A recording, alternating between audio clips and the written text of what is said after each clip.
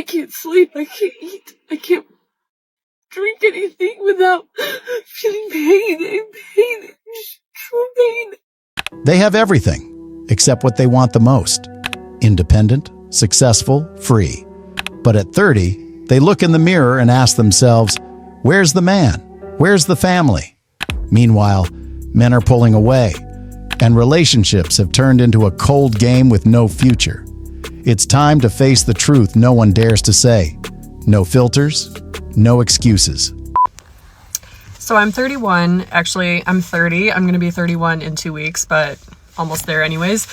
And I'm still single and never been married, no kids. And I do want all of those things, but I feel like it's not talked about enough.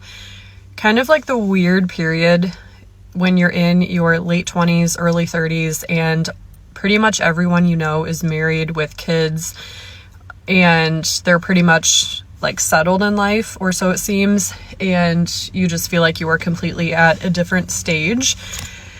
And it's like you want those things, but I also don't want to settle, and I don't want to just find the first person that's like willing to get married and have kids just to say that I did that. I'm wanting to wait and, you know, wait for the person that can give me what I need and what I deserve, because I know that I bring a lot to the table and I'm expecting that from someone else as well. But no one talks about this like weird in-between time where you're content with your life and you're happy and you find joy in yourself and in your life and you feel fulfilled, but at the same time it's like you're longing for that partnership and that family and for that life. And it's just such a weird thing, and it's such a weird time in my life where like some days I'm super happy and content and like I'm fine if I'm single for the rest of my life, and I'm fine if I don't have kids.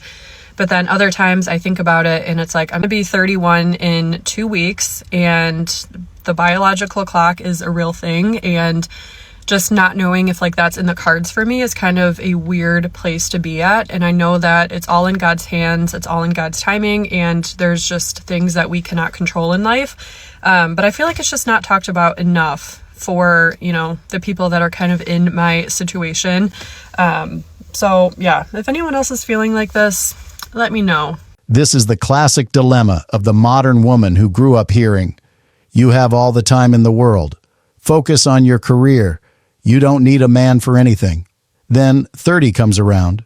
She looks around and sees her friends married with kids, and that unsettling feeling creeps in. She's stuck between I'm independent and I want a husband and kids, between I love myself and I'm alone on a Sunday night. And here's the curious part. She says she doesn't want to settle. Fair enough. But at the same time, she believes the ideal man will show up as some kind of reward because she brings a lot to the table. The problem? That table's running low on invitations. Lady, if you want to build a family, you need to understand that time matters. And the kind of man with family values, the one who wants marriage and kids, usually isn't looking for a woman talking about waiting for what she deserves. He's looking for a partner, not a princess waiting to be crowned. The best dating advice I ever received from a man. He said, he is doing what he wants to do. I repeat, he is doing what he wants to do. At this time, there was this guy love bombing me who was a friend of this guy who gave me this advice, and he says he is doing what he wants to do. He's not replying you because that's what he wants to do. He's not giving you attention because that's what he wants to do. He is not being responsible with your feelings because that is what he wants to do. Remember, baby girl, never, ever, ever make excuses for a man who doesn't even make the effort to prove himself to you. This one got hurt and turned into a heartbreak coach. She's right about one thing. If a man wants you, he'll show it. Period. But listen to her tone. He's doing what he wants, as if every man is deliberately acting with malice. Sweetheart, the problem is you gave attention to a guy who doesn't respect you. And that's not men's fault. It's a problem with your standards. If you choose poorly, you'll suffer poorly. A real man values a woman who values herself, But today, with so many emotional games and social media showing off, it's hard to tell who's real. So here's the message from a man with traditional values. Stop trying to analyze the jerk. Start choosing wisely. What is rare is valuable. Don't give yourself away like you're common. Okay, I feel like I hear this all the time, that men don't make plans, men don't actually ask women out on dates. And there is actually a reason for this. Not saying it's a good reason, but there's a reason. With the rise of dating apps over the past, let's say, 10 to 15 years, and then particularly the major boom that happened during COVID, when basically the only way you could meet anyone was with dating apps, men and women and everybody are dealing with what we might call the illusion of choice, where they think they have unlimited options just because when you open your phone, you can swipe on unlimited options. Does that mean you actually have unlimited options? No, but can it feel that way? Yes. So what tends to happen is that some men who are maybe not looking for a serious relationship, or even men who are looking for a serious relationship, are also looking for the lowest barrier to dating, meaning they want to do the least amount of work for the maximum result. So if they're looking for something casual, they want to do the least amount of work for a casual relationship. Even if they're looking for something serious, they want to do the least amount of work to get to the point of a serious relationship. And because there's this illusion of choice where it feels like there are so many options, limitless options, why wouldn't you just keep shooting your shot with your low-level ask? Hey, come over, let's hang. Not, hey, let me take you to dinner, or hey, let me plan a date. You keep shooting your shot with this low-level ask or this low-level request, and you just see who bites. So instead of, hey, I met this one woman, I really like her, let me put in a lot of effort to asking her out on a date, it's, I met this woman on this app and she seems fine, but there's also 1 million other women. So if I just ask her to come over and chill, a low investment date, and she says no, I'll just move on to one of the other million women on the app. Same goes for if you've been on a few dates with someone, that's enough for them to get to that point of let me see what I can get away with, because if I have to put in too much effort, I'll just move on to one of the other options that are available to me online. Even though, again, it just seems like limitless options, it's not actually limitless options. There is actually a good reason that men don't make plans, or that a lot of times men won't ask you out on a date, is because they're trying to see what they can get away with. So the way around this, in my opinion, is making it very clear what you expect in your dating app profiles, in your communication from the very beginning. So like for a while, I had a Hinge prompt response. It said the best way to ask me out is by asking 2 days in advance, planning something fun, like something to indicate that